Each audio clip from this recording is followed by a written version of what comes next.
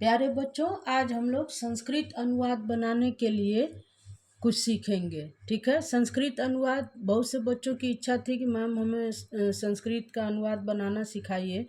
तो संस्कृत का अनुवाद बनाना सीखने के लिए पहले आप कुछ शब्दों के बारे में जानकारी रखेंगे। जैसे लिंग। संस्कृत भाषा में 3 लिंग होते हैं: पुल्लिंग, स्त्रीलिंग और नपुंसक लिंग। पुल्लिंग, स्त्रीलिंग और नपुंसक लिंग। पुल्लिंग शब्द पुरुषवाचक, पुल्लिंग पुरुषवाचक, वह शब्द जो पुरुष जाति या उससे संबंध रखने वाले विशेषणों, क्रियाओं आदि का बोधक हो, जिसको आप इंग्लिश में मैस्कुलिन बोलते हैं। ठीक है। जैसे संस्कृत का शब्द है बालकः, छात्रः, गजः, अश्वः, शुकः, वृक्षः, मत्स्यः, मंडूकः, फिर तद वह, सह तौ ते, सा ते ता, तत्ते तानि, फिर एतद यह, एषः एतौ एते, इदम अयम इमौ इमे, किम कह कौ के इत्यादि शब्द ये किस में आते हैं? पुरुषवाचक में, पुल्लिंग में। ठीक है।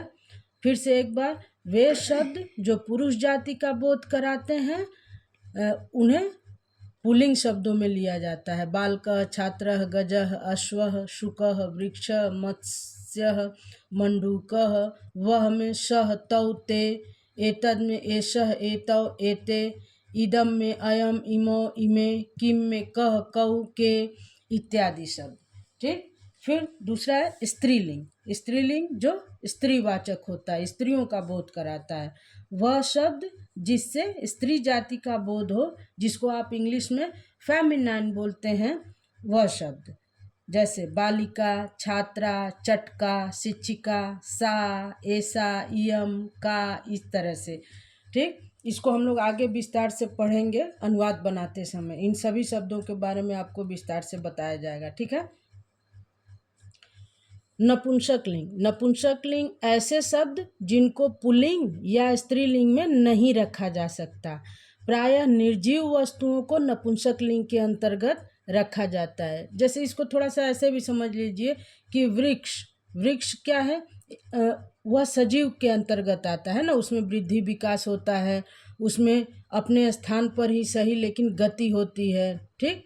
वे श्वसन क्रिया करते हैं, भोजन बनाते हैं, तो इस तरह उसको सजीव में लिया जाता है। लेकिन उसी का पत्ता और फल जब उस वृक्ष से अलग हो जाते हैं तो उनको नपुंसक लिंग में लिया जाता है। तो आप इसको ऐसे समझेंगे कि ऐसे शब्द जो निर्जीव वस्तुओं का बोध कराते हैं, नपुंसक लिंग के अंतर्गत रखा जाता है। ठीक है। आप बस ये ध्यान में रखिए कि जिनको ना तो पुल्लिंग में ना ही स्त्रीलिंग में लिया जाता है, वे शब्द क्या हैं? नपुंसक लिंग के। पत्रम, पुस्तकम, फलम, जलम, तत्, एतत्, इदम, किम, इस तरह से। अब थोड़ा सा इसमें पहचान प्रायः क्या होती है इनकी? नपुंसक लिंग में जो शब्द है उसके अंत में ऐसे म, हलंत लगा हुआ म आपको मिलेगा। ठीक है। स्त्रीलिंग वाले शब्दों में क्या मिलेगा? अधिकतर की अंत में जो मात्रा है वो किसकी होगी? आ की होगी। और पुल्लिंग वालों में अह की, जैसे अ की मात्रा होगी। ठीक है। इसका थोड़ा सा ध्यान रखना है। अब हम लोग देखते हैं वचन। संस्कृत भाषा में 3 वचन होते हैं: एक वचन, द्विवचन, बहुवचन। एक वचन एक का बोध होता है। कोई व्यक्ति या वस्तु एक है तो एक वचन में आएगी, 2 हैं तो द्विवचन में, और 2 से अधिक, 3 या उससे अधिक हैं तो वो किस में आएंगे? बहुवचन में। ठीक है। अब अगला एक बहुत जो विशेष है वो है पुरुष। संस्कृत में 3 पुरुष होते हैं, इनका भी आपको ध्यान रखना होगा। अब तक आपने क्या जाना? लिंग, वचन और ये तीसरा है पुरुष। पुरुष 3 होते हैं: प्रथम पुरुष, मध्यम पुरुष, उत्तम पुरुष। ठीक है। ये एक तरह से आप कह सकते हैं कर्ता। ठीक, कार्य को करने वाले। अब इसमें भी आपको सब बहुत जो ध्यान देना है वो ये है कि मध्यम पुरुष और उत्तम पुरुष, इन दोनों को अगर आप जान गए तो प्रथम पुरुष आप अपने आप जान जाएंगे। कैसे? मध्यम पुरुष में तुम दोनों, तुम सब। ठीक। त्वम युवाम यूयम, त्वम युवाम यूयम, तुम दोनों, तुम सब, और आता है। ठीक। उत्तम पुरुष में मैं, हम दोनों, हम सब, मैं, हम दोनों, हम सब। ठीक है। अहम, आवाम, वयम। अब इन दोनों को छोड़ के जितनी भी संज्ञाएं हैं और सर्वनाम हैं वे सभी कर्ता किस में आ जाएंगे? प्रथम पुरुष में। ठीक है। फिर से ध्यान दीजिए, मध्यम पुरुष में तुम दोनों, तुम सब। ठीक। उत्तम पुरुष में मैं, हम दोनों, हम सब। ये इन दोनों को छोड़ के बाकी जितने संज्ञा और सर्वनाम बचते हैं वो किस में चले जाएंगे? प्रथम पुरुष में। अब आते हैं हम एक वचन, द्विवचन, बहुवचन के साथ कुछ प्रथम पुरुष के कुछ शब्दों को लेकर। ठीक है। प्रथम पुरुष में जैसे बालकः, बालकः माने एक बालक, बालकौ दो बालक। ठीक। बहुवचन में हो जाएगा बालकाः। अब इसको हम लोग ऐसे याद करते हैं, बालकः, बालकौ, बालका। उसी तरह सह, तौ, ते। सह माने वह, जैसे इंग्लिश में आप बोलते हैं ही, और लड़कियों के लिए आता है शी। उसी तरह संस्कृत में लड़कों के लिए लड़कों या पुरुष जाति के लिए वह शब्द, सर्वनाम शब्द वह, उसके लिए आ जाएगा सह। दो लोगों के लिए तौ, और बहुत से के लिए ते। वह दोनों, वे। ठीक है। सह, तौ, ते। वह, वे माने वे दोनों, ते माने वे सब। ठीक। अब नपुंसक लिंग में आ जाएगा फलम, फले, फलानि। ठीक। एक फल, दो फल, और बहुत से फल के लिए आ जाएगा फलानि। मध्यम पुरुष में त्वम, युवाम, यूयम। उत्तम पुरुष में अहम, आवाम, वयम। बस यही ध्यान देना है कि मध्यम और उत्तम पुरुष जान गए कि तुम और मैं। ठीक। तो बाकी जितने हैं वो सब किस में रहेंगे? प्रथम पुरुष में। अब देखिए, संस्कृत में एक शब्द आता है लकार। ठीक है। जैसे हम लोग हिंदी में क्रिया के लिए काल ऐसे शब्द का प्रयोग करते हैं, तो संस्कृत में क्रिया के काल तथा प्रकार के लिए लकार का प्रयोग होता है। संस्कृत भाषा में कुल 10 लकार होते हैं, लेकिन मुख्य रूप से हम 5 लकार का ही प्रयोग करते हैं। ठीक है। और कक्षा 4, 5, 6, 7, 8 तक मुख्य रूप से इन्हीं लकारों से अनुवाद बनाए जाते हैं। ठीक है। फिर से एक बार जान जाते हैं लकार क्या है। क्रिया के काल और प्रकार को बताने के लिए जो शब्द प्रयोग होता है उसका नाम है लकार। संस्कृत भाषा में कुल 10 लकार होते हैं, लेकिन हम उनका प्रयोग किसका अनुवाद बनाते समय हमको करना है? केवल 5 का। ठीक है। लट लकार वर्तमान काल, लंग लकार भूतकाल, लृट लकार भविष्य काल, विधिलिंग लकार प्रेरणार्थक, लोट लकार आज्ञार्थक। ठीक है। तो और बाकी जो 5 है उनमें लुट लकार है, रिंग लकार है, लिंग लकार, आश्रलिंग लकार, लिट लकार, लेट लकार, इस तरह से। लेकिन ये जो हैं इनका हम बहुत विशेष प्रयोग नहीं करते हैं। हमको केवल ध्यान देना है इन 5 लकारों के बारे में, वर्तमान काल, भूतकाल, भविष्य काल, प्रेरणार्थक और आज्ञार्थक, इसके लिए। अब देखिए लट लकार, लट लकार जिसको हिंदी में हम वर्तमान काल कहते हैं, वही संस्कृत का क्या है? लट लकार। अब इसमें पूरा ट नहीं बोलेंगे, लट ऐसे बोलेंगे, लट लकार। ठीक। वर्तमान काल। इसमें वाक्य के अंत में ता है, ती है, ते हैं, ते हो, ता हूँ, ती हूँ, इस तरह से आता है। ठीक है।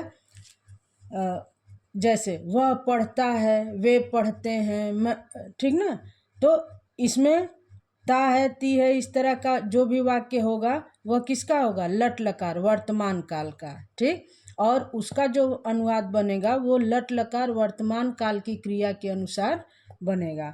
अब देखिए यहाँ भूतकाल के लिए एक शब्द आता है लंग लकार। ठीक। लंग लकार, इसको भूतकाल कहते हैं। वाक्य के अंत में था, थे, थी, या ई आदि आता है तो वह किसका है? भूतकाल का वाक्य है। जैसे वह आया, वह पढ़ता था, वह गई, वे पढ़े, इस तरह से जो वाक्य हैं जिनके अंत में था, थे, थी आता है, या आया, आई, गए, इस तरह का वाक्य का अंत होता है, तो वह भूतकाल का है, ठीक है। फिर है लिट लकार। लिट लकार भविष्यत काल के लिए आता है, ठीक।